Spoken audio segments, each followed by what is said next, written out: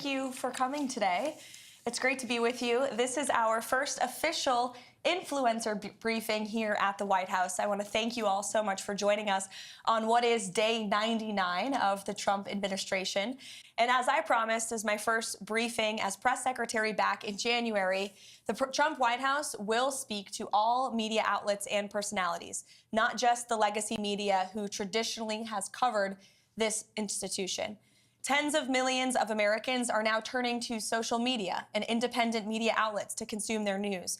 And we are embracing that change, not ignoring it. It's well past time that the White House press operation reflected the media habits of the American people in 2025 and not 1925. And thanks to President Trump, a select group of D.C.-based journalists no longer have a monopoly over press access here at the White House.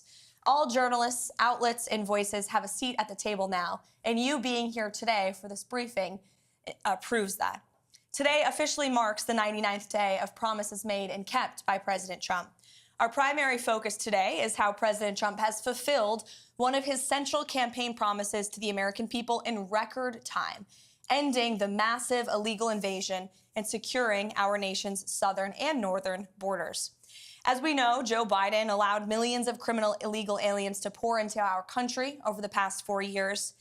And as we all know, a significant number of those aliens have been vicious gang members, murderers, rapists, and pedophiles.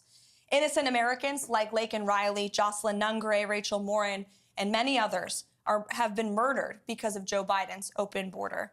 President Trump made a promise to the American people, to all of you, and your audiences, to end the carnage and keep our country safe. And he has overwhelmingly delivered on that promise. He immediately declared a national emergency on the southern border, deployed the U.S. military and Border Patrol to repel the invasion, and ended reckless catch and release policies. And as a result, between the inauguration and April 1st of this month, only 9 illegal aliens were released into the United States of America. This is a staggering 99.99% decrease from more than the 184,000 illegal aliens who were released into the country under Joe Biden during that same period last year. You can't get much better than 99.99% decrease. Total attempted illegal crossings at the southwest border hit a record low in February, only to fall to another record low again last month in March. President Trump signed the Laken Riley Act into law, requiring illegal aliens arrested or charged with theft or violence to be detained. And he reestablished the successful Remain in Mexico policy from his first term. The president has also restarted construction of his signature border wall. More than 85 miles have been built and are in various stages of construction and planning. He designated cartels as foreign terrorist organizations, invoked the Alien Enemies Act to apprehend, detain, and remove these massive threats who have flooded our country. And the Trump administration, as you heard from our border czar Tom Homan earlier today, is working literally 24/7 around the clock to successfully arrest and deport illegal criminals and foreign terrorists from our communities, your communities.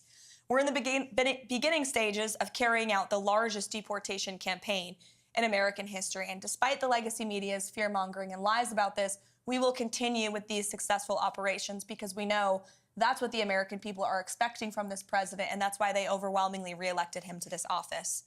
Over the past weekend, it was announced Operation Tidal Wave was a joint effort in ICE Miami and Florida law enforcement agencies. Nearly 800 illegal aliens were arrested during the first 4 days alone. I don't know if we have any Floridians in here, but you're welcome. Operation Tidal Wave is a preview of what is to come around the country. Large-scale operations employing our state and local law enforcement partners to get criminal aliens off our streets. And we will not apologize for this. This is the first of its kind multi-agency immigration enforcement operation coordinated by ICE with federal partners. And this multi-day operation has so far resulted in nearly 800 illegal aliens apprehended in 4 days, including MS-13, murderers, rapists, drug traffickers, and human rights abuses. So, safe to say, President Trump made a promise to all of you, your audiences, and the American public to secure our nation's borders.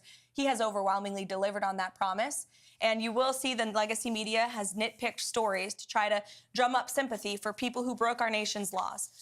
This White House has sympathy for American citizens, for law-abiding families who are doing what's right, who came here the right way. That includes legal immigrants who have come to this country, paid their dues, waited their turn, and are now being cheated and ripped off by, or were being cheated and ripped off by the previous administration. We are putting Americans first every day, and we applaud the ICE agents and Border Patrol agents who are on the ground doing this important work. That's just the border. Of course, the president has been working incredibly hard to unleash the might of our economy here at home. He's in the process of negotiating fair trade deals abroad with many countries around the world who have come to the table because the president is using the leverage of this office of the United States of America to leverage our economic might and to cut good trade deals. You also look at what's happening on the world stage when it comes to foreign policy.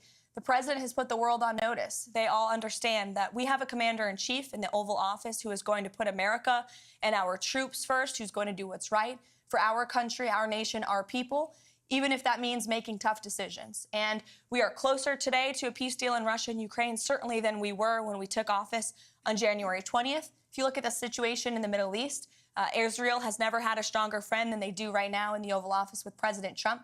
We've had more than 75 hostages who have returned home from around the world, or wrongfully detained individuals. You can only do that if you have a president who's unafraid to use the leverage of the United States. So there are many accomplishments to talk about this week. I haven't even mentioned the Restoring Common Sense effort of this administration to get men out of women's sports, to root out DEI and waste, fraud, and abuse from our federal bureaucracy. The president has done so much in such little time, and we're working very hard here every day. We appreciate all that you do on social media to push what the president is saying, but also sometimes question it. And we relish independent journalism. And I hope you all have seen the president, myself, anybody in this administration. We are unafraid to take questions. This has truly been the most transparent and accessible presidency in American history. So with that, let's kick it off. And I'm happy to take your question first.